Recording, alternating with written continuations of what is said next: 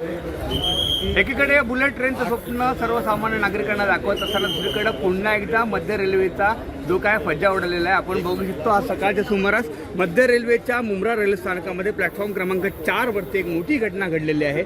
विशेष म्हणजे पुष्पक एक्सप्रेस मुंब्र्यावरनं कल्याणच्या दिशेने जात असताना कल्याणवरनं एक जे काही ट्रेन आहे ही ट्रेन येत असताना दुसरीकडे हा अपघात झालेला आहे। जेव्हा प्लॅटफॉर्मवरती जेव्हा गाडी आली तेव्हा झटका बसला आणि 5 प्रवासी खाली पडले।